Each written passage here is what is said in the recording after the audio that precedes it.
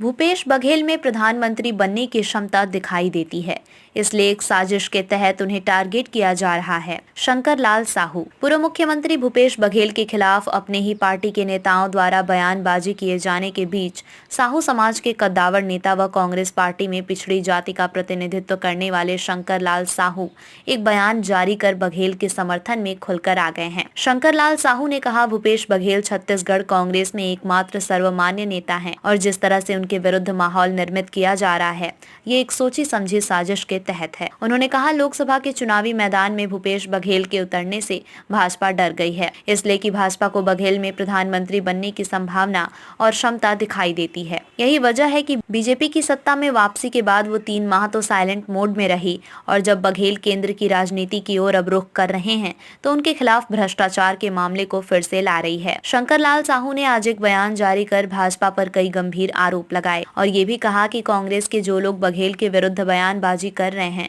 वे भी भाजपा के इशारे पर कर रहे हैं। इस तरह से भाजपा छत्तीसगढ़ में निर्मित शांत माहौल का ध्रुवीकरण कर चुनावी लाभ लेना चाह रही है। उन्होंने कहा, भूपेश बघेल की प्रासंगिकता का अंदाजा भाजपा को नहीं है। शंकर साहू ने कहा, छत्तीसगढ़ में बघेल ने जिस तरह से पिछड़ों की राजनीति को शीर्ष में पहुंचाने कोई कसर नहीं छोड़ी और इस वर्ग के लोगों को समाज में एक राजनीतिक सम्मान दिया, उसे छत्तीसगढ़ के रहवासी कभी नहीं भूल सकते। उन्होंने भूपेश बघेल पर लग रहे भ्रष्टाचार के आरोपों को सिरे से खारिज करते हुए कहा, ईडी के पास एक भी सबूत या तथ्य होता तो भूपेश बघेल आज जेल में होते, परंतु ऐसा कोई प्रमाण नहीं होने की वजह से भाजपा उनके खिलाफ चुनावी समय में झूठे आरोप लगाकर राजनीतिक लाभ लेने में जुटी है, जिसे हमें समझना होगा। शंकर साहू ने आगे कहा, भाजपा का शीर्ष नेतृत्व इस बात को भली भांति देख व जान चुकी है कि भूपेश बघेल किस आक्रामकता के साथ राजनीति करते हैं और वो ये भी जानती है कि बघेल सरकार के सत्ता में रहते भाजपा किस तरह से प्रदेश में शून्यता की ओर चली गई थी। एक समय तो ऐसा भी आया कि बघेल के क्रियाकलापों